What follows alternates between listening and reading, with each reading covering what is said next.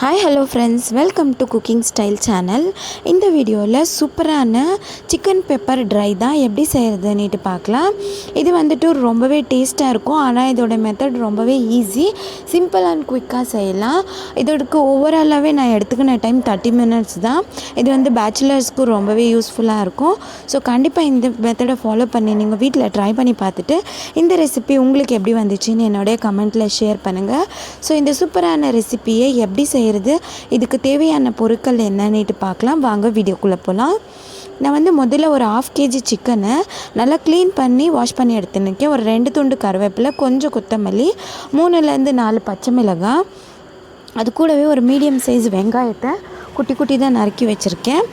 ஒரு 10 பல் பூண்டை 1க்கு 2 இடித்து வச்சுருக்கேன். 1 டீஸ்பூன் இஞ்சி பூண்டு பேஸ்ட்டு, 1 டேபிள் ஸ்பூன் அளவுக்கு மிளகும் சீரகத்தையும் க்ரஷ் பண்ணி வச்சுருக்கேன், அதாவது நசுக்கி தூள் பண்ணி எடுத்துன்னு இருக்கேன்.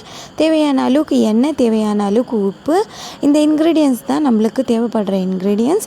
இதெல்லாம் நம்ம நோட் பண்ணி ஒரு பக்கம் எடுத்து வச்சுட்டதுக்கப்புறமா இப்போ நம்ம இதை எப்படி செய்கிறது ரொம்பவே ஈஸியான்னு பார்க்கலாம்.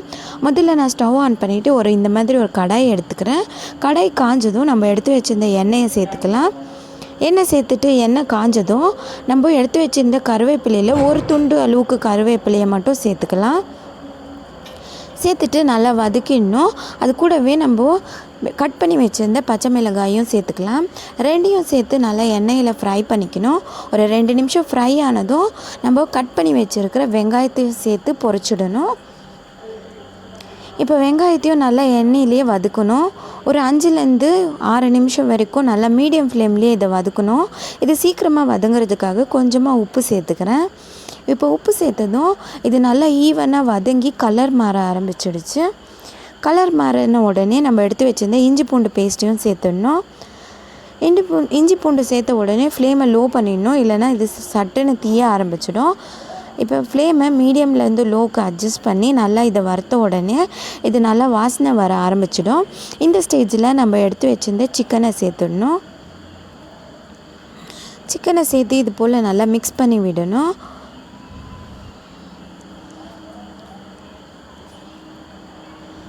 இது போல் நல்லா மிக்ஸ் ஆகி எண்ணெயோடு மிக்ஸ் ஆகிற வரைக்கும் நல்லா மிக்ஸ் பண்ணணும் நம்ம சிக்கனை. இந்த மாதிரி சிக்கனை மிக்ஸ் பண்ணதும் இது நல்லா கலர் மாற ஆரம்பித்ததும் நம்ம ஏற்கனவே க்ரஷ் பண்ணி வச்சுருக்கிற மிளகையும் சீரகத்தையும் சேர்த்துக்கலாம். இதையும் நம்ம நல்லா மிக்ஸ் பண்ணி விடணும் சிக்கனோட.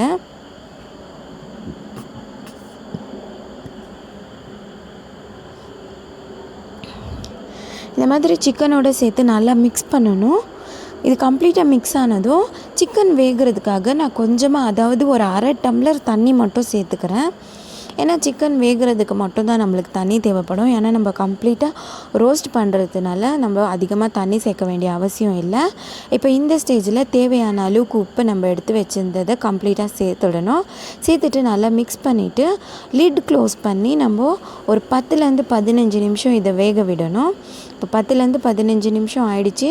சிக்கனில் இருக்கிற தண்ணியும் விட்டாச்சு, நம்ம விட்டுருந்த தண்ணியும் சேர்த்து இது நல்லா கம்ப்ளீட்டாக வெந்திருக்கு. இது இன்னும் ட்ரை ஆகிறதுக்காக இன்னும் ஒரு 5லேருந்து 10 நிமிஷம் நம்ம இதை வேக விடணும். இப்போ இது வெந்துருதும் நம்ம ஓப்பன் பண்ணி பார்த்தோம்னா இது ஓரளவுக்கு தண்ணியெல்லாம் ட்ரை ஆகிருக்கு. இது மிக்ஸ் பண்ணிவிட்டு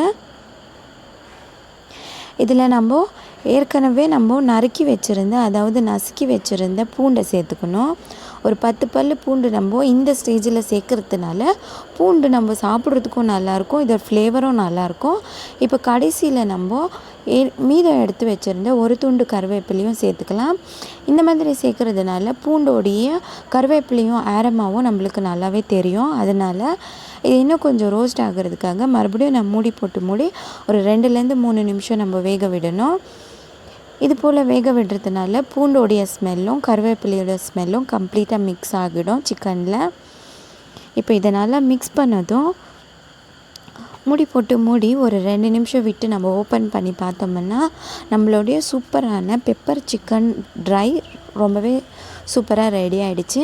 இப்போ இதை மிக்ஸ் பண்ணிவிட்டு ஸ்டவ் ஆஃப் பண்ணிட வேண்டியது தான். அவ்வளோதான், நம்மளுடைய சூப்பரான பெப்பர் சிக்கன் ட்ரை ரெடி ஆகிடுச்சு. பார்க்கும்போதே தெரியுது இது கம்ப்ளீட்டாக ரெடி ஆகிடுச்சு, நல்லாவும் வெந்திருக்கு. இது சாப்பிட்றதுக்கும் அவ்வளோவே சூப்பராக இருக்கும்.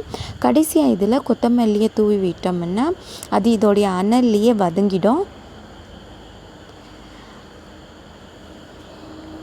அவ்வளோதான். கொத்தமல்லி சேர்த்துட்ட உடனே நம்ம மூடி போட்டு மூடிட வேண்டியது தான்.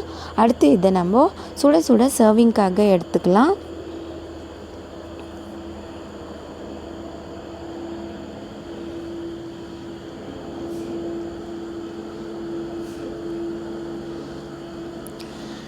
இப்போ இந்த சூப்பரான பெப்பர் சிக்கன் ட்ரை வந்துட்டு சூப்பராக ரெடி ஆகிடுச்சு. இது வந்து நீங்கள் சாதத்து கூட சாப்பிடும்போது, அதுவும் பருப்பு சாம்பார் கூட சாப்பிடும்போது, இல்லை வேறு எதை கூடயோ சைட் டிஷ்ஷை சாப்பிடும்போது இது சூப்பராக இருக்கும். ஸோ கண்டிப்பாக நீங்களும் மிஸ் பண்ணாமல் ட்ரை பண்ணி பாருங்கள். இது ஈஸியான மெத்தட், பிகினர்ஸுக்கும் பேச்சுலர்ஸுக்கும் ரொம்பவே யூஸ்ஃபுல்லான மெத்தட். செய்யக்கூடிய டைமும் ரொம்பவே கம்மி. ஸோ சிம்பிளான இன்க்ரீடியன்ஸை வச்சு சூப்பரான டிஷ்ஷை ரெடி பண்ணிட்டோம். ஸோ இந்த ரெசிபி உங்களுக்கு எப்படி வந்துச்சுன்னு என்னோட கமெண்ட்டில் ஷேர் பண்ணுங்கள். நீங்கள் இன்னும் என்னோடய சேனலை சப்ஸ்கிரைப் பண்ணலன்னா சப்ஸ்கிரைப் பண்ணிவிட்டு பக்கத்தில் இருக்கிற பெல் சிம்பலையும் ப்ரெஸ் பண்ணிவிடுங்க. நான் போடுற ஒவ்வொரு வீடியோவோட நோட்டிஃபிகேஷனும் உங்களுக்கு உடனே கிடைக்கும். தேங்க்யூ ஸோ மச் ஃபார் வாட்சிங்.